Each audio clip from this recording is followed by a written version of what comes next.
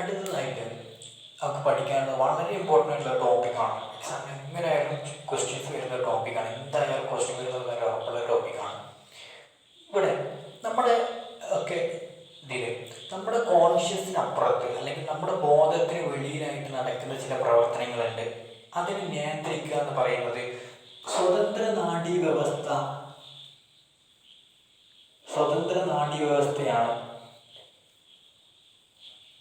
സ്വതന്ത്ര നാഡീവ്യവസ്ഥ എന്ന് പറയും. നമ്മുടെ ബോധത്തിന് വെളിയിലായിട്ടുള്ള അല്ലെങ്കിൽ നമ്മുടെ കോൺഷ്യസിന് അപ്പുറത്തായിട്ടുള്ള പ്രവർത്തനങ്ങളുണ്ട്.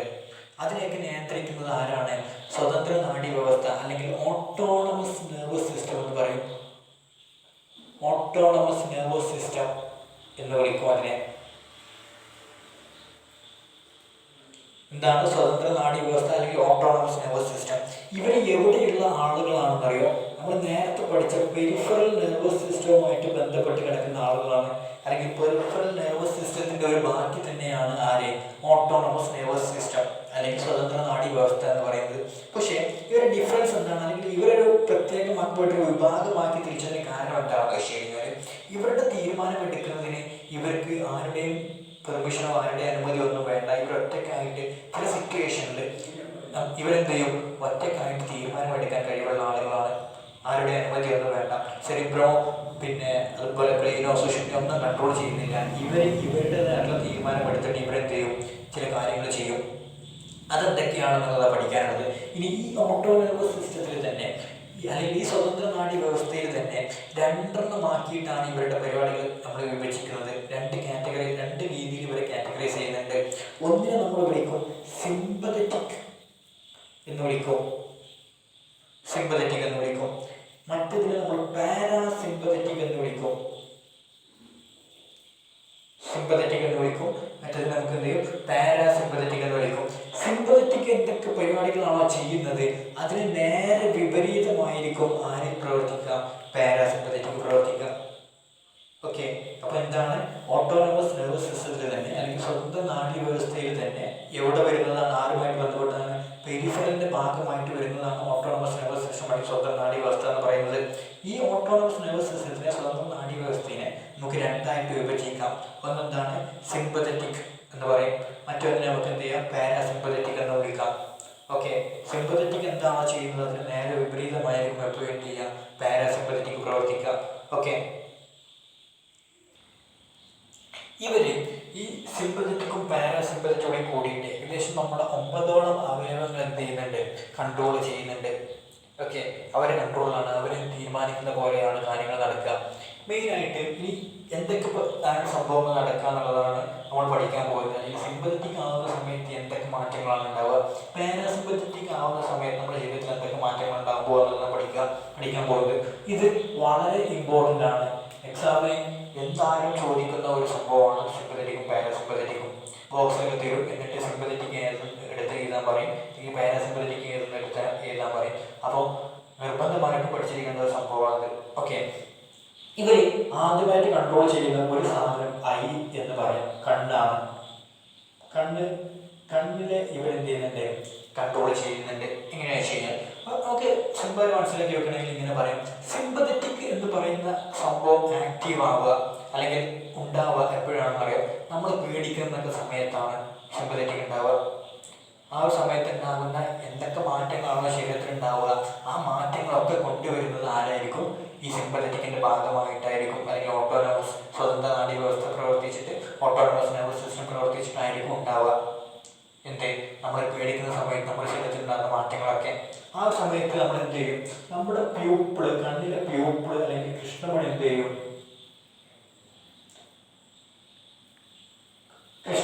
പ്യൂപ്പിൾ എന്ത് ചെയ്യും? ഡൈലേറ്റ് ചെയ്യും അല്ലെങ്കിൽ വികസിക്കും. കണ്ണിലെ കൃഷ്ണമണി എന്ത് ചെയ്യും? ഒരു വികസനം സംഭവിക്കും. പ്യൂപ്പിളിന് വികസനം സംഭവിക്കും. അതാണ് കണ്ണിൽ ഇയാൾ ചെയ്യുന്നൊരു മാറ്റം. സിമ്പതറ്റിക് ആവുക അല്ലെങ്കിൽ പേടിക്കുന്ന സമയത്ത് എന്ത് ചെയ്യും? പ്യൂപ്പിൾ അല്ലെങ്കിൽ കൃഷ്ണമണി എന്ത് ചെയ്യും? വികസനം നടക്കും, ഡയലേറ്റ് ചെയ്യും. മറ്റുള്ള സമയത്ത് ഞാൻ പറഞ്ഞിട്ടുണ്ട്, സിമ്പതറ്റിക് എന്താണോ പ്രവർത്തിച്ചതിന് അതിന്റെ നേരെ ഓപ്പോസിറ്റ് ആയിരിക്കും പാരാസിമ്പതറ്റിക് പ്രവർത്തിക്കുക. അപ്പോൾ സിമ്പതറ്റിക് പേടിക്കുന്ന സമയത്താണെന്നുണ്ടെങ്കിൽ പാരാസിമ്പതറ്റിക് എന്താണ്? പേടിയൊക്കെ മാറി നമ്മുടെ നോർമൽ അവസ്ഥയിൽ നിൽക്കുന്ന സമയത്ത് ഉണ്ടാകുന്ന സംഭവമായിരിക്കും പാരാസിമ്പതറ്റിക് ചെയ്യാം. സിമ്പതറ്റിക് നേരെ ഓപ്പോസിറ്റ്, അതാണ് പാരാ ഇതിൻ്റെ ഓപ്പോസിറ്റ് എന്തൊക്കെ കാര്യങ്ങൾ ചെയ്യുന്നുണ്ടോ അവർ വിളിക്കുന്ന പേരാണ് പാരാസിമ്പത്തറ്റിക്. അപ്പോൾ ഇവിടെ കൃഷ്ണമണി വികസിക്കുകയാണെന്നുണ്ടെങ്കിൽ ഇവിടെ എന്തായിരിക്കും, ആ പ്യൂപ്പിൾ എന്ത് ചെയ്യും, കൺട്രാക്ട് ചെയ്യും അല്ലെങ്കിൽ ചുരുങ്ങും. കൃഷ്ണമണി ചുരുങ്ങുക, കടയിൽ കൃഷ്ണമണി ചുരുങ്ങുക എന്നുള്ള പരിപാടിയായിരിക്കും ഇവിടെ ചെയ്യാം, ഏത് പാരാസിമ്പത്തറ്റിക് ചെയ്യാം. ഇനി അടുത്ത് നോക്കാം. അടുത്തത് ഹാർട്ടാണ് അല്ലെങ്കിൽ ഹൃദയം. പേടിക്കുന്ന സമയത്തോ നാരീശ്വര സിമ്പത്തറ്റിക് സമയത്ത് പേടിക്കുന്ന സമയത്ത് ഹൃദയത്തിന് എന്താ മാറ്റം ഉണ്ടാവുക എന്നുള്ളത്, എന്താ മാറ്റം ഉണ്ടാവുക, ഹാർട്ട് ബീറ്റിൽ എന്ത് മാറ്റമായിരിക്കും മക്കൾ ഉണ്ടാവുക, ഹാർട്ട് ബീറ്റ് എന്ത് ചെയ്യും, ഇൻക്രീസ് ചെയ്യും അല്ലേ, കൂടും. ഹാർട്ട് ബീറ്റ് ഹൃദയസ്പന്ദനം എന്ത് ചെയ്യും, കൂടും, വല്ലാതെ കൂടും. അത് ചെയ്യുന്നതും ആരാണ്, സിമ്പത്തറ്റിക് ആണ്. ഹാർട്ട് ബീറ്റ് കൂട്ടുന്ന ആള് സിമ്പത്തറ്റിക് ആണ്. പേടിക്കുന്ന സമയത്ത് ഹൃദയസ്പന്ദനം കൂടുക എന്നുള്ളത്, ഹാർട്ട് ബീറ്റ് കൂടുക എന്നുള്ളത് സിമ്പത്തറ്റിക് നടക്കുന്ന പരിപാടിയാണ്. ഇവിടെ എന്ത് ചെയ്യും, ഹാർട്ട് ബീറ്റ് നോർമൽ ആകും, ഹാർട്ട് ബീറ്റ് നോർമൽ ലെവലിലേക്ക് വരും, സാധാരണ രീതിയിലാകുക, സാധാരണ രീതിയിലാവും. ഓക്കെ, ഇനി ഇവിടെ തന്നെ ഒന്നുകൂടി പറയാം. നമ്മുടെ മൗത്തിൽ വായിൽ സലൈവ ഉണ്ട്, ഉമിനീരുണ്ട്, അവിടെയും ഒരു മാറ്റങ്ങൾ സംഭവിക്കുന്നുണ്ട്. ഉമിനീര് എന്താ മാറ്റങ്ങൾ ഉണ്ടാവുക, സിമ്പത്തറ്റിക് ആവുന്ന സമയത്ത് ഉമിനീര് പ്രൊഡക്ഷൻ എന്ത് ചെയ്യും, സലൈവയുടെ പ്രൊഡക്ഷൻ എന്ത് ചെയ്യും, ഡിക്രീസ് ചെയ്യും അല്ലേ. പേടിക്കുന്ന സമയത്ത് എന്താ ഉണ്ടാവുക ആലോചിച്ചാൽ വായിലെന്തെങ്കിലും വെള്ളം പറ്റാറുണ്ട് അല്ലേ, ഉമിനീര് പറ്റി പോകാറുണ്ട്. അപ്പോൾ ആ ഒരു സമയത്ത് ഏത് ഉമിനീര് അല്ലെങ്കിൽ സിമ്പത്തറ്റിക് ആവുന്ന സമയത്ത് പേടിക്കുന്ന സമയത്ത് എന്ത് ചെയ്യും, ഉമിനീര് സലൈവ ഡിക്രീസ് ചെയ്യും, ഉമിനീര് എന്ത് ചെയ്യും, കുറയും. ഓക്കെ, പിന്നീട് പാരാസിമ്പത്തറ്റിക് ആവുന്ന സമയത്ത് നോർമൽ സ്റ്റേറ്റിലേക്ക് വരുമ്പോൾ എന്ത് ചെയ്യും, ഈ സലൈവ പ്രൊഡക്ഷൻ എന്ത് ചെയ്യും, വീണ്ടും ഇൻക്രീസ് ചെയ്യും അല്ലേ. സലൈവ പ്രൊഡക്ഷൻ എന്ത് ചെയ്യും, ഇൻക്രീസ് ചെയ്യും അല്ലെങ്കിൽ കൂടും. എപ്പോൾ നമ്മൾ പേടിക്കാതെ സാധാരണ രീതിയിലായിരിക്കുന്ന സമയത്ത്. അല്ലാതെ ഇപ്പോൾ പേടിച്ചു കഴിഞ്ഞാൽ എന്ത് ചെയ്യും, വായിലോ ഉമിനീരോ എത്തി പോകാറുണ്ട്. അപ്പോൾ എന്തായാലും സലൈവ എന്ത് ചെയ്യുന്ന അല്ലെങ്കിൽ ഉമിനീരിന് എന്ത് ചെയ്യുന്നുണ്ട്, അതും സിമ്പത്തറ്റിക് നിയന്ത്രിക്കും, സിമ്പത്തറ്റിക് പാരസിമ്പത്തറ്റിക് നിയന്ത്രിക്കുന്നുണ്ട്. സിമ്പത്തറ്റിക് ആവുന്ന സമയത്ത് ഉമിനീർ പ്രൊഡക്ഷൻ എന്ത് ചെയ്യും അല്ലെങ്കിൽ സലൈവ പ്രൊഡക്ഷൻ, സലൈവയുടെ നിർമ്മാണം എന്ത് ചെയ്യും, അങ്ങോട്ട് കുറയും. ഓക്കെ, അല്ലാത്ത സമയത്ത് പാരാസിമ്പത്തറ്റിക് ആവുന്ന സമയത്ത് എന്ത് ചെയ്യും, ഇങ്ങോട്ട് നോർമൽ സ്റ്റേറ്റിലേക്ക് അല്ലെങ്കിൽ എന്ത് ചെയ്യും, ആ സലൈവ പ്രൊഡക്ഷൻ എന്ത് ചെയ്യും, ഇൻക്രീസ് ചെയ്യും, കൂടും. ഓക്കെ, അടുത്തത് ഇവർ നിയന്ത്രിക്കുന്നത് ലങ്സ് എന്ന് പറയും. ലങ്സ് അല്ലെങ്കിൽ ശ്വാസകോശം, അതിനെയും ഇവർ നിയന്ത്രിക്കുന്നുണ്ട്. ആ ഒരു സമയത്ത് നമ്മൾ ട്രക്കിയ അല്ലെങ്കിൽ എന്താണ് ശ്വാസനാളം, ശ്വാസനാളത്തിന് എന്ത് മാറ്റം ഉണ്ടാവുക, അതങ്ങോട്ട് എക്സ്പാൻഡ് ചെയ്യും. നമ്മൾ കൂടുതലായിട്ട് ശ്വാസം എടുക്കാൻ തുടങ്ങും, എക്സ്പാൻഡ് ചെയ്യും, വികസിക്കും. നമ്മളെ ശ്വാസമൊക്കെ എന്ത് ചെയ്യും, സ്പീഡപ്പ് ചെയ്യും, ഒന്ന് സ്പീഡാവുക, ആക്സിലറേറ്റ് ചെയ്യും, പെട്ടെന്ന് ശ്വാസം എടുക്കുന്ന പരിപാടി നടക്കും. ഏത് സിമ്പത്തറ്റിക് ആവുന്ന സമയത്ത്, നമ്മൾ പേടിക്കുന്ന സമയത്ത് ശ്വാസത്തിൻ്റെ ഗതി മാറാറുണ്ട്. ഓക്കെ, അപ്പോൾ എന്ത് ചെയ്യും, ആ സമയത്തൊക്കെ അവിടെ നടക്കുന്ന പരിപാടി എന്താ, ട്രക്കിയ അല്ലെങ്കിൽ ശ്വാസനാളം എന്ത് ചെയ്യാം, വികസിക്കും, എക്സ്പാൻഡ് ചെയ്യും. പാരാസിമ്പത്തറ്റിക് ആവുന്ന സമയത്ത്, നോർമൽ ആകുന്ന സമയത്ത് ഇതിലേക്ക് വരും, ഇത് ഈ ട്രക്കിയ എന്ത് ചെയ്യും, കൺട്രാക്ട് ചെയ്യും, ട്രക്കിയ കൺട്രാക്ട് ചെയ്യും അല്ലെങ്കിൽ എന്ത് ചെയ്യും, സങ്കോചം നടക്കും, സങ്കോചം നടക്കും. എന്തിന്, ശ്വാസനാളത്തിന് എന്ത് ചെയ്യും, സങ്കോചം നടക്കും. അപ്പോൾ സിമ്പത്തറ്റിക് ആവുന്ന സമയത്ത്, പേടിക്കുന്ന സമയത്ത് എന്ത് ചെയ്യും, ട്രക്കിയ എക്സ്പാൻഡ് ചെയ്യും, ശ്വാസനാളം എന്ത് ചെയ്യും, വികസനം നടക്കും. പാരാസിമ്പത്തറ്റിക് ആവുന്ന സമയത്ത് എന്ത് ചെയ്യും, ഈ ട്രക്കിയ എന്ത് ചെയ്യും, സങ്കോചം നടക്കും, അങ്ങോട്ട് ചുരുങ്ങി പോകും. Okay, next ലിവറാണ്. ലിവർ അല്ലെങ്കിൽ കരളാണ്. കരളിൽ എന്തൊക്കെ മാറ്റങ്ങളാണ് പേടിക്കുന്ന സമയത്ത് ഉണ്ടാവാൻ കരുതാം. കരളിൽ ഗ്ലൈക്കോജൻ ഉണ്ടാവും, ഗ്ലൈക്കോജൻ എന്ന് പറയുന്ന സാധനം ഉണ്ടാവും. അതിനെ ഗ്ലൂക്കോസ് ആക്കിയിട്ട് മാറ്റും, ഗ്ലൂക്കോസ് ആക്കിയിട്ട് എന്ത് ചെയ്യും, മാറ്റും. അതെന്തിനാണെന്ന് വെച്ച് കഴിഞ്ഞാൽ ഈ നമുക്കറിയാം നമ്മുടെ എനർജി കിട്ടുന്നത് മെയിനായിട്ട് ഗ്ലൂക്കോസ് എന്നാണ്. നമുക്ക് ഊർജ്ജം ലഭിക്കുന്നത് എവിടെ നിന്നാണ്, ഗ്ലൂക്കോസ് എന്നാണ്. പക്ഷെ എപ്പോഴും നമുക്ക് എന്തില്ല, എനർജിയുടെ ആവശ്യമില്ല. അപ്പോൾ ഈ എനർജി എടുത്തിട്ട് സംഭരിച്ച് വെക്കുന്ന, സ്റ്റോർ ചെയ്ത് വെക്കുന്നതാണ് ഗ്ലൈക്കോജൻ ആക്കിയിട്ട്. പിന്നീട് ഉള്ള ആവശ്യങ്ങൾക്ക് വേണ്ടിയിട്ട് സംഭരിച്ച് വെക്കുക. അത് ഏത് ഫോമിലായിരിക്കും, ഗ്ലൈക്കോജൻ ആക്കിയിട്ടായിരിക്കും, എവിടെ കരളിലായിരിക്കും സംഭരിച്ച് വെച്ചിട്ടുണ്ടാവുക. അപ്പോൾ ഈ ഒരു സമയത്ത്, പേടിക്കുന്ന സമയത്ത്, ഇപ്പോൾ ആവശ്യമായിട്ട് നമ്മൾ പാമ്പിനെ കണ്ടിട്ടാണ്, സ്നേഹിനെ കണ്ടിട്ടാണ് പേടിക്കുന്നുണ്ടെങ്കിൽ എന്ത് ചെയ്യേണ്ടി വരും, ചിലപ്പോൾ അവിടെ ഓടി അപ്പോൾ ആ ഓടുക എന്നുള്ള പരിപാടി നടത്തണമെന്നുണ്ടെങ്കിൽ കൂടുതലായിട്ട് എനർജി വേണ്ടി വരും, ഊർജ്ജം വേണ്ടി വരും. അപ്പോൾ അവിടെ കൂടുതലായിട്ട് എന്ത് വേണ്ടി വരും, ശരീരത്തിൽ എന്ത് വേണ്ടി വരും, ഗ്ലൂക്കോസ് വേണ്ടി വരും.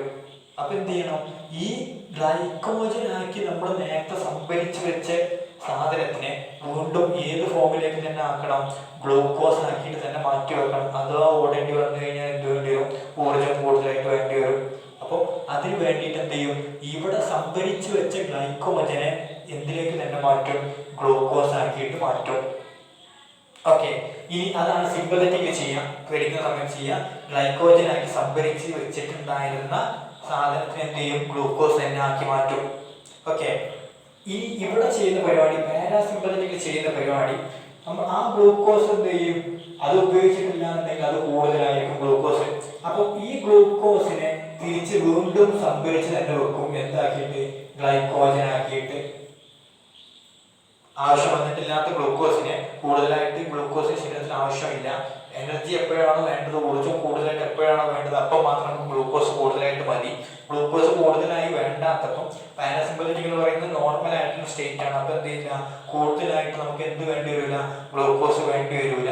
അപ്പം ആ ഗ്ലൂക്കോസ് വീണ്ടും എന്തിലേക്ക് തന്നെ മാറ്റി വെക്കും, സംഭരിച്ചു വെക്കുന്ന ഗ്ലൈക്കോജനാക്കിയിട്ട് തന്നെ മാറ്റും. എന്നിട്ട് എന്ത് ചെയ്യും, അതിനെ വീണ്ടും ഇവിടെ തന്നെ കൊണ്ടുപോയിട്ട് സ്റ്റോർ ചെയ്ത് വെക്കും, ഇവിടെ തന്നെ കൊണ്ടുപോയിട്ട് എന്ത് ചെയ്യും, സ്റ്റോർ ചെയ്ത് വെക്കും. ഓക്കെ, അപ്പോൾ കരളിന്റെ പ്രവർത്തനം എന്താണ്, സിമ്പതറ്റിക് ആവുന്ന സമയത്ത് ഗ്ലൈക്കോജനെ ഗ്ലൂക്കോസ് ആക്കി മാറ്റും, പാരാസിമ്പതറ്റിക് ആവുന്ന സമയത്ത് ഗ്ലൂക്കോസിന് എന്ത് ചെയ്യും, ഗ്ലൈക്കോജൻ ആക്കിയിട്ട് തന്നെ മാറ്റും. ഓക്കെ, നെക്സ്റ്റ് സ്റ്റൊമക്ക് ആണ്, അല്ലെങ്കിൽ ആമാശയത്തിന്റെ കേസാണ്. ആമാശയത്തിൽ എന്ത് മാറ്റം ഉണ്ടാവാൻ നോക്കാം. അവിടെയുള്ള ആമാശയത്തിൽ ഉണ്ടാകുന്ന പരിപാടികളൊക്കെ എന്ത് ചെയ്യുന്നറിയോ, അങ്ങോട്ട് സ്ലോ ആവും, പതുക്കെ ആവും,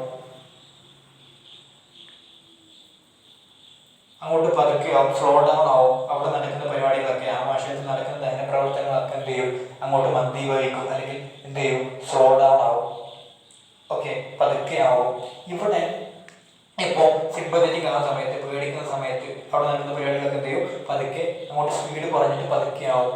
ഇവിടെ നടക്കുന്ന പാരാസിമ്പതറ്റിക് ആവുന്ന സമയത്ത് അത് എന്ത് ചെയ്യും, വീണ്ടും അത് നോർമൽ അവസ്ഥയ്ക്ക് വരും, സാധാരണ രീതിക്ക് തന്നെ വരും. ഓക്കെ, ഇതാണ് ആമാശയത്തിൽ, അല്ലെങ്കിൽ സ്റ്റൊമക്കിൽ നടക്കുക. ഓക്കെ, അടുത്തത് അഡ്രിനൽ ഗ്ലാൻഡ് ഉണ്ട്. അഡ്രിനൽ ഗ്രന്ഥി എന്നറിയപ്പെടുന്ന ഒരു ഗ്രന്ഥിയുണ്ട്, ഒരു ഹോർമോൺ ഉൽപ്പാദിപ്പിക്കുന്ന ഒരു ഗ്രന്ഥിയാണ്. ഇവിടെ നിന്നുള്ള ഹോർമോണുകളുടെ ഉൽപാദനം എന്ത് ചെയ്യുന്നറിയോ, കൂടും. ഹോർമോൺ പ്രൊഡക്ഷൻ എന്ത് ചെയ്യും, ഇൻക്രീസ് ചെയ്യും. ഹോർമോണിന്റെ ഉൽപാദനം എന്ത് ചെയ്യും, കൂടുന്നുണ്ട്. ഹോർമോൺ ഉൽപാദനം എവിടുന്ന്, അഡ്രിനൽ ഗ്രന്ഥി എന്നുള്ള ഹോർമോൺ ഉൽപാദനങ്ങളൊക്കെ എന്ത് ചെയ്യും, കൂടും. എപ്പോ, സിമ്പതറ്റിക് ആവുന്ന സമയത്ത്, പേടിക്കുന്ന സമയത്ത്.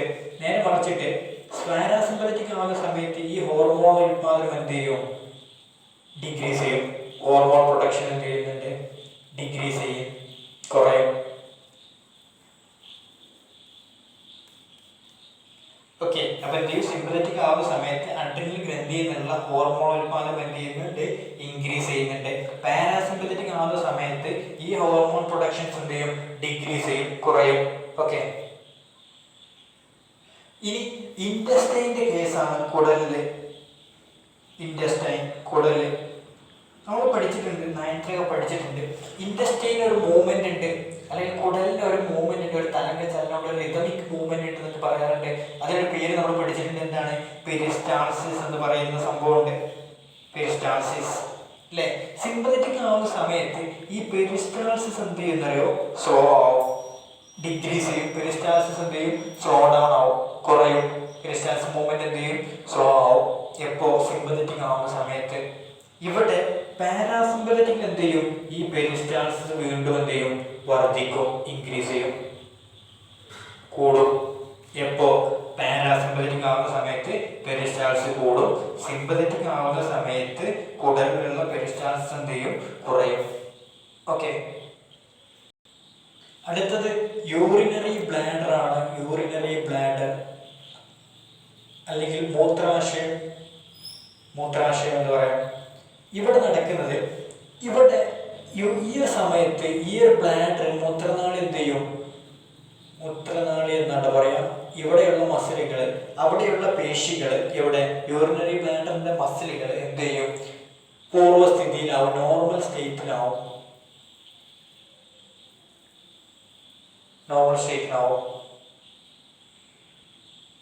പാരാസിമ്പത്തറ്റിക് ആവുന്ന സമയത്ത് ഈ പേശികൾ, ഈ മൂത്രനാളിയുടെ ഈ പേശികൾ തന്നെ ഈ മസിലുകൾ എന്ത് ചെയ്യും? കൺട്രാക്ട് ചെയ്യും, അല്ലെങ്കിൽ എന്ത് ചെയ്യും? സങ്കോചിക്കും, കൺട്രാക്ട് ചെയ്യും. അപ്പോൾ നോർമലായിട്ട് നമുക്ക് വേണ്ടത് ഈ ഒരു മസിലുകൾ കൺട്രാക്ട് ചെയ്ത് നിൽക്കുകയാണ് വേണ്ടത് നമുക്ക്, അല്ലെങ്കിൽ സങ്കോചിച്ച് നിൽക്കുകയാണ് സാധാരണ രീതിയിൽ വേണ്ടത്. പക്ഷെ നമ്മൾ പേടിക്കുന്ന സമയത്ത്, അല്ലെങ്കിൽ സിമ്പത്തറ്റിക് ആവുന്ന സമയത്ത് ആ മൂത്രനാളിയുടെ പേശികൾ എന്ത് ചെയ്യും? അതിന്റെ സങ്കോചം വിട്ടിട്ട് അവരെന്ത് ചെയ്യും? ഒരു നോർമൽ സ്റ്റേറ്റിലേക്ക് വരും. അങ്ങനെ അത് ആലോചിച്ചാൽ മതി. പെട്ടെന്ന് പേടിക്കുന്ന സമയത്ത് മൂത്രമൊക്കെ പോകാനുള്ള ചാൻസുകളുണ്ട്, അല്ലാതെ പേടിക്കുന്ന സമയത്ത്. അപ്പൊ അതിന് കാരണം എന്താണ്? നോർമൽ അവസ്ഥയിലേക്ക്, അല്ലെങ്കിൽ ആ മൂത്രനാളിയുടെ പേശികൾ, മസിലുകളാണ് അവരുടെ സങ്കോചം വിട്ടിട്ട് നോർമൽ സ്റ്റേറ്റിലേക്ക് വരിക എന്ന് വെച്ച് കഴിഞ്ഞാൽ അവരുടെ സങ്കോചം മാറും. അപ്പൊ സങ്കോചം ഇല്ലാതായി കഴിഞ്ഞാൽ എന്ത് ചെയ്യും? മൂത്രമൊക്കെ പെട്ടെന്ന് പോകാനുള്ള ചാൻസുകളുണ്ട്. അപ്പൊ സിമ്പത്തറ്റിക് സംഭവിക്കുന്നതാണ് അവിടെയുള്ള മസിലുകൾ, യൂറിനറി ബ്ലാഡറിന്റെ അല്ലെങ്കിൽ മൂത്ര നാളിയുടെ പേശികൾ എന്ത് ചെയ്യും? നോർമൽ അവസ്ഥയിലേക്ക് വരും, സാധാരണ രീതിയിലായി മാറും. എപ്പോൾ? സിമ്പത്തറ്റിക് ആവുന്ന സമയത്ത്, പേടിക്കുന്ന സമയത്ത് ഇവിടെ എന്ത് ചെയ്യും? ആ മസിലുകൾ എന്ത് ചെയ്യും? വീണ്ടും കൺട്രാക്ട് ചെയ്യും, സങ്കോചം നടക്കും. ഓക്കെ, ഇത്രയുമാണ് എന്തുള്ളത്? സിമ്പത്തറ്റിക്കും പാരാസിമ്പത്തറ്റിക്കുമുള്ള മാറ്റങ്ങൾ പഠിക്കാനുള്ളത്. ഇത് എന്തായാലും എന്ത് ചെയ്യണം? കാണാതെ പഠിച്ചു വെച്ചേക്കുക, എന്തായാലും പഠിക്കേണ്ട സംഭവമാണ്. ഇതിൽ ഏതെങ്കിലും ഒക്കെ 4 ആയിട്ട് എക്സാമിന് എപ്പോഴും ചോദിച്ച് കാണാറുണ്ട്. ഏത് ചോദിക്കുന്നുള്ളത് നമുക്കൊരു ഐഡിയ ഇല്ല, ഏതും ചോദിക്കാൻ വേണ്ടിയെന്ന്. ഏതെങ്കിലും 4 ആയിട്ട് ചോദിക്കാം.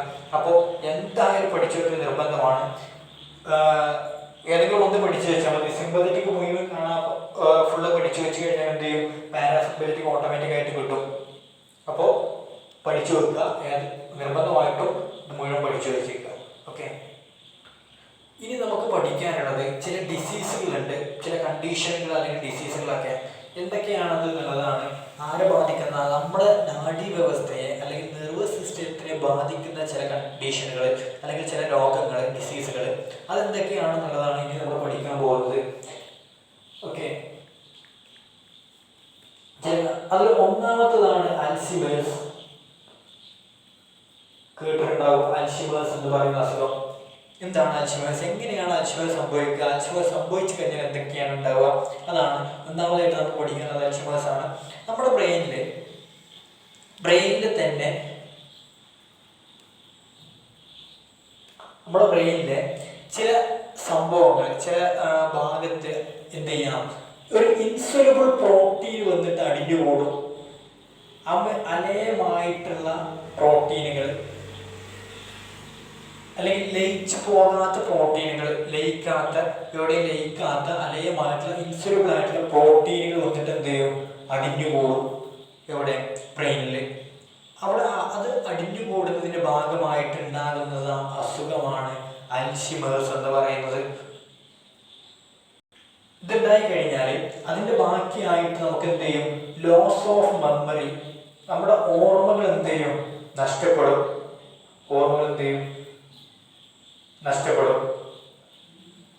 അല്ലേ?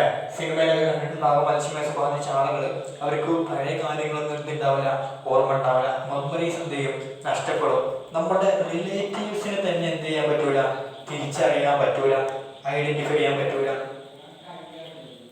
തിരിച്ചറിയാൻ പറ്റാത്ത അവസ്ഥ. നമ്മുടെ കുടുംബക്കാരെ തന്നെ തിരിച്ചറിയാൻ പറ്റാത്തൊരവസ്ഥ വരും. പിന്നെ ഉള്ള സിംറ്റംസ് എന്ന് പറയുന്നത് ഡെയിലി വർക്കുകൾ, ദിനചര്യകൾ എന്ത് ചെയ്യില്ല, ചെയ്യാൻ കഴിയൂല. എന്തൊക്കെയാണ് നമ്മൾ എന്ത് ചെയ്യുന്നത് എന്നുള്ള കാര്യങ്ങൾ തന്നെ ഓർമ്മ ഉണ്ടാവില്ല. ഇതിനോരോ സ്റ്റേജുകളൊക്കെ ഉണ്ട്. അൽഷിമേഴ്സിന് സ്റ്റേജ് കൂടുന്തോറും വരും, കണ്ടീഷൻസ് വഷളായി വരും. അപ്പോൾ എന്താണ്? ബ്രെയിനിലെ നെർവസ് സിസ്റ്റത്തില്, നാഡികളിൽ എന്ത് കൂടുന്നതാണ്? ചില അലേയമായിട്ടുള്ള അല്ലെങ്കിൽ ഇൻസൊലബിൾ പ്രോട്ടീൻ വന്നിട്ട് എന്ത് ചെയ്യും? അടിഞ്ഞുകൂടും. അതിന്റെ ഭാഗമായിട്ട് എവിടേക്കാണോ ഈ പ്രോട്ടീൻ അടിഞ്ഞുകൂടിയത് അവിടെയുള്ള നെർവസ് അല്ലെങ്കിൽ എന്ത് ചെയ്യും? നാഡികൾ എന്ത് ചെയ്യും? നശിച്ചു പോകും. ആ നാഡികൾ എന്ത് ചെയ്യും? നശിച്ചു പോകും കംപ്ലീറ്റ് ആയിട്ട്. എവിടേക്കാണോ ഈ പ്രോട്ടീൻ അടിഞ്ഞുകൂടിയെന്ന് വെച്ച് കഴിഞ്ഞാൽ അവിടെയുള്ള ആ നെർവസ് ഒക്കെ എന്ത് ചെയ്യും? ഇല്ലാതെയായി പോകും, നശിച്ചു പോകും, കേടുവന്നു പോകും. അതിന്റെ ഭാഗമായിട്ട് എന്ത് ചെയ്യും? ഉണ്ടാകുന്ന അസുഖമാണ് അൽഷിമേഴ്സ് എന്ന് പറയുന്നത്. വന്നു കഴിഞ്ഞാൽ എന്തൊക്കെയാണ്? ലോസ് ഓഫ് മെമ്മറി, ഓർമ്മകൾ നഷ്ടപ്പെടും. പിന്നെ എന്ത് ചെയ്യും? നമ്മുടെ കുടുംബക്കാർ തന്നെ, അടുത്തുള്ള ആളുകൾ തന്നെ നമുക്ക് എന്ത് ചെയ്യാൻ പറ്റൂല, തിരിച്ചറിയാൻ പറ്റാത്തൊരവസ്ഥ വരും. പിന്നെന്താണ്? ഡെയിലി റൂട്ടീൻ എന്തൊക്കെയാണ്, ഡെയിലി എന്തൊക്കെയാണ് ചെയ്യുന്നത് എന്നുള്ളത് എന്ത് ചെയ്യും? മറന്നുപോകും. ഇങ്ങനെയുള്ള കാര്യങ്ങളൊക്കെയാണ് അൽഷിമേഴ്സുമായിട്ട് ബന്ധപ്പെട്ട് അറിഞ്ഞിരിക്കാനുള്ളത്. അടുത്തത് പാർക്കിൻസൺസ് എന്ന് പറയുന്ന അസുഖമാണ് പഠിക്കാനുള്ളത്. പാർക്കിൻസൺസ് രണ്ടാമതായി പഠിക്കുന്ന അസുഖമാണ് പാർക്കിൻസൺസ്. ഇത് ബ്രെയിനിലെ ഒരു ഭാഗമുണ്ട്, ചില ഭാഗങ്ങളുണ്ട്, നെർവസ് സിസ്റ്റത്തിന്റെ ഭാഗങ്ങളുണ്ട്, ഗാംഗ്ലിയോൺ എന്ന് പറയുന്ന ഭാഗങ്ങളുണ്ട്, ഗാംഗ്ലിയോൺസ് എന്ന് പറയുന്ന ഭാഗങ്ങൾ. ആ ഭാഗങ്ങൾ എന്തും ചെയ്യാന്നറിയോ? നശിച്ചു പോവാൻ, ഡിസ്ട്രക്ഷൻ സംഭവിക്കാം. ഈ ഭാഗങ്ങൾ നെർവസ് സിസ്റ്റത്തിൽ, ബ്രെയിനിലുള്ള നെർവസ് സിസ്റ്റത്തിലെ ഭാഗങ്ങളാണ് ഗാംഗ്ലിയോൺസ് എന്ന് പറയുന്ന ഭാഗങ്ങൾ. ആ ഭാഗങ്ങൾക്ക് ഡിസ്ട്രക്ഷൻ സംഭവിക്കാം, ഒരു നാശം സംഭവിക്കാം ഈ ഭാഗങ്ങൾക്ക്. അത് നാശം സംഭവിക്കുന്നതിൻ്റെ ഭാഗമായിട്ട് നമ്മൾ പഠിച്ചൊരു നാഡീയ പ്രേക്ഷകമുണ്ട്. നാഡീയ പ്രേക്ഷകം എന്താണത്? ഒരു ന്യൂറോ ട്രാൻസ്മിറ്റർ ഉണ്ടായിരുന്നു നമ്മൾ പഠിച്ച, നമ്മൾ എക്സാമ്പിളായിട്ട് പഠിച്ച ന്യൂറോ ട്രാൻസ്മിറ്റർ അല്ലെങ്കിൽ നാഡീയ പ്രേക്ഷകമുണ്ട്. എന്താണ്? ഡോപ്പമിൻ എന്ന് പറയുന്ന ഒരു നാഡീയ പ്രേക്ഷകം. ഓക്കെ, ഇത് സംഭവിക്കുന്ന ഗാംഗ്ലിയോൺ ഡിസ്ട്രക്ഷൻ സംഭവിക്കുന്ന ഭാഗമായിട്ട്, നാശം സംഭവിക്കുന്നതിന്റെ ഭാഗമായിട്ട് ഈ ഡോപ്പമിൻ എന്ന് പറയുന്ന നാഡീയ പ്രേക്ഷകം അല്ലെങ്കിൽ ന്യൂറോ ട്രാൻസ്മിറ്ററിന്റെ എന്ത് ചെയ്യും? അളവ് അങ്ങോട്ട് കുറയും, ഡിക്രീസ് ചെയ്യും. ഈ ന്യൂറോ ട്രാൻസ്മിറ്റർ ഉണ്ടാകുന്നത് എന്ത് ചെയ്യും? ഈ ന്യൂറോ ട്രാൻസ്മിറ്ററിന്റെ പ്രൊഡക്ഷൻ എന്ത് ചെയ്യും? നിർമ്മാണത്തിൽ വലിയ തോതിലുള്ള ഒരു ഡിക്രീസ് ഉണ്ടാവും, കുറവ് സംഭവിക്കും. ആ കുറവ് സംഭവിക്കുന്നത് മൂലം ഉണ്ടാകുന്ന അസുഖമാണ് ഏത്? പാർക്കിൻസൺസ് എന്ന് പറയുന്നത്. ഓക്കെ, ഇനി അതുണ്ടായി കഴിഞ്ഞാലുള്ള സിംറ്റംസ് എന്തൊക്കെയാണ് എന്നുള്ളതാണ്, എന്തൊക്കെയാണ് അതിലുണ്ടാകുന്ന നമുക്ക് കാണാൻ പറ്റുന്ന സിംറ്റംസ് എന്നുള്ളതാണ് നോക്കുന്നത്. ഒന്ന്, നമ്മുടെ ശരീരത്തിന്റെ ബോഡി ബാലൻസ് നഷ്ടപ്പെടും. ഒരു തുലന എന്ത് ചെയ്യും? നഷ്ടമാകും. ബോഡി ബാലൻസ് ചെയ്യാനുള്ള ശക്തി നഷ്ടപ്പെടും. പിന്നെ പ്രധാനമായിട്ട് കാണുന്നതാണ് ഷിവറിങ് ഓഫ് ദി ബോഡി, വിറയലുണ്ടാകും.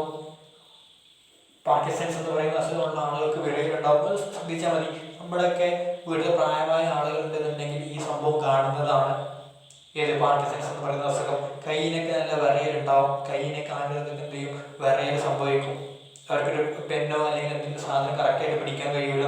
ആ അസുഖത്തിനെയാണ് നമ്മൾ പാർക്കിൻസൺസ് എന്ന് പറയാം. അപ്പം അതിലൊരു ലക്ഷണമാണ് ഏത്? ഷിവറിങ് ഓഫ് ബോഡി, വിറയൽ ഉണ്ടാവുക. ബോഡി പാർട്സ് എന്ത് ചെയ്യാം? വിറയൽ സംഭവിക്കും. ഓക്കെ, പിന്നീട് പ്രൊഫ്യൂസ് സലൈവേഷൻ ഉണ്ടാകും. പ്രൊഫ്യൂസ് സലൈവേഷൻ അല്ലെങ്കിൽ എന്ത് ചെയ്യും? ഉമിനീർ ഇങ്ങനെ ഒലിച്ചോണ്ടിരിക്കും. വായിന്ന് ഉമിനീർ ഒലിക്കും. വായിന്ന് ഉമിനീർ ഇങ്ങനെ ഒലിച്ചോണ്ടിരിക്കും. എപ്പോൾ? ഈ കണ്ടീഷൻ തന്നെ കൂടിക്കഴിയുമ്പോൾ, പാർക്കിൻസൺസിന്റെ കണ്ടീഷൻ കൂടിക്കഴിയുമ്പോൾ ഉണ്ടാവുന്ന സംഭവമാണ് പ്രൊഫ്യൂസ് സലൈവേഷൻ, വായിന്ന് ഉമിനീർ ഒലിച്ചുകൊണ്ടിരിക്കും. പിന്നെ ഇറഗുലർ മൂവ്മെന്റ്സ് ഓഫ്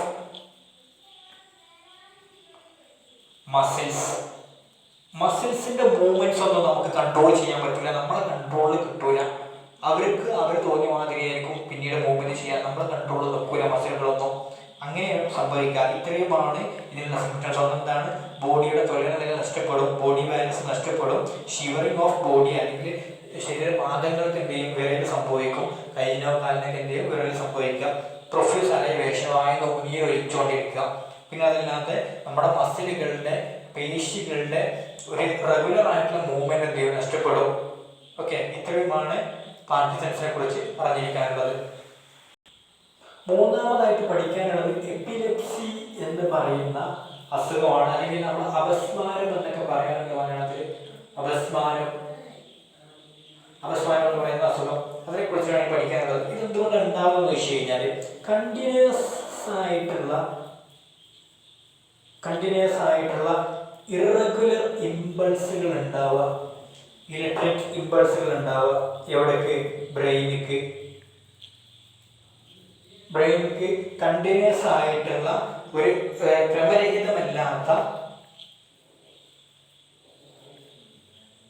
ക്രമരഹിതമല്ലാത്ത കണ്ടിന്യൂസ് ആയ തുടർച്ചയായിട്ടുള്ള ഇലക്ട്രിക്കൽ ഇമ്പൾസുകൾ ഇങ്ങനെ ബ്രെയിനിലേക്ക് എത്തിക്കൊണ്ടിരിക്കുക.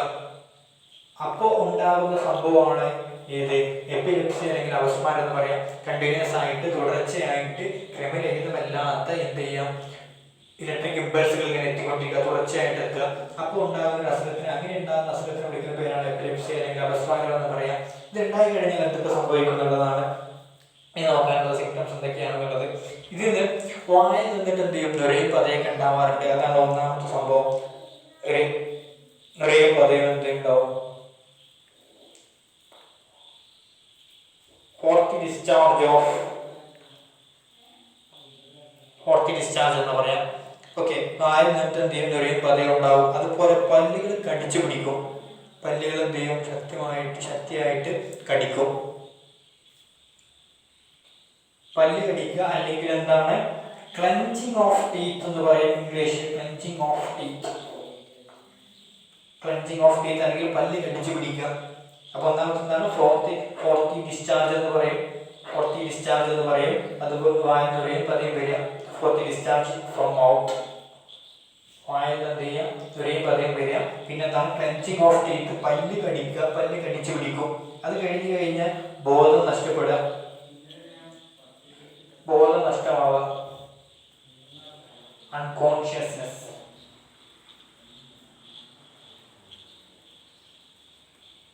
ഓക്കെ, ഇത്രയും കാര്യങ്ങളാണ് ഉണ്ടാകുന്നതും.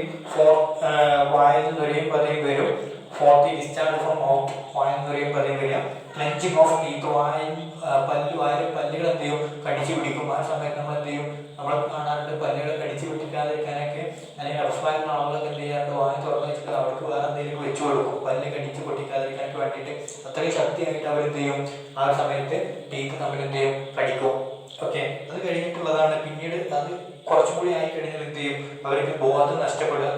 ഓക്കെ, ഇത്രയും സംഭവങ്ങളൊക്കെ അപസ്മാരമുള്ള ആളുകൾ കാണുന്നതാണ്. ഇത്രയും ഈ 3 അസുഖങ്ങളെ കുറിച്ചിട്ടാണ് നമുക്ക് പഠിക്കാനുള്ളത്. അപ്പോൾ ഒന്നാമത്തെ എന്തായിരുന്നു, അൽഷിമേഴ്സ് ആണ്. രണ്ടാമത്തെ പാർക്കിൻസൺസ് പറഞ്ഞു. മൂന്നാമത്തെ എപ്പിലെപ്സി അല്ലെങ്കിൽ അപസ്മാരം പറഞ്ഞു. ഈ 3 അസുഖങ്ങളെ കുറിച്ച് അറിഞ്ഞിരിക്കണം. എങ്ങനെയാണ് ഈ അസുഖങ്ങൾ ഉണ്ടാകുന്നത്, എങ്ങനെയാണ് ഈ കണ്ടീഷൻസ് ഉണ്ടാകുന്നത് എന്നുള്ളത് അറിഞ്ഞിരിക്കണം. കണ്ടീഷൻസ് ഉണ്ടായി കഴിഞ്ഞാൽ ഉണ്ടാകുന്ന സിംറ്റംസുകൾ എന്തൊക്കെയാണെന്നത് അറിഞ്ഞിരിക്കണം. എക്സാമിൽ ക്വസ്റ്റ്യൻസ് വരിക, ഈ കണ്ടീഷൻസ് തരും. ഇപ്പോൾ ഇതിനാണെന്നുണ്ടെങ്കിൽ കണ്ടിന്യൂസ് ആയിട്ടുള്ള ഇറഗുലർ ആയിട്ടുള്ള ഇലക്ട്രിക് ഇമ്പൾസ് മൂലം ഉണ്ടാകുന്ന അസുഖം ഏതാണെന്നാണ് ചോദിക്കുക. അപ്പോൾ അസുഖത്തിന്റെ പേര് അറിഞ്ഞു വെച്ചാൽ മതി, പേര് ചെയ്ത് കൊടുത്താൽ മതിയാവും. അപ്പോൾ അതിനെന്ത് ചെയ്യണം, ഈ ഒരു സംഭവം കൂടി അറിഞ്ഞു വെച്ചേക്കണം. ഇറഗുലർ ആയിട്ട് ക്രമരഹിതമായിട്ടുള്ള തുടർച്ചയായിട്ട് ഇമ്പൾസുകൾ ഉണ്ടാകുന്നത് കാരണം ഉണ്ടാകുന്ന അസുഖം ഏതാണെന്നാണ് ചോദിക്കുക. അസുഖം എപ്പിലെപ്സി ആണെന്ന്, അപസ്മാരമാണെന്ന് എഴുതി കൊടുക്കുക. അപ്പോൾ ഈ സംഭവങ്ങൾ എങ്ങനെയാണ് ഈ കണ്ടീഷൻസ് ഉണ്ടാകുന്നത്, കണ്ടീഷൻസ് ഉണ്ടായി കഴിഞ്ഞാൽ എന്തൊക്കെയാണ് സിംപ്റ്റംസ് എന്നുള്ളതും അറിഞ്ഞിരിക്കുക. ഇത്രയും ആയി കഴിഞ്ഞാൽ എന്ത് ചെയ്തു, ഈ ഒരു പാഠം അവസാനിച്ചു. ഓക്കെ.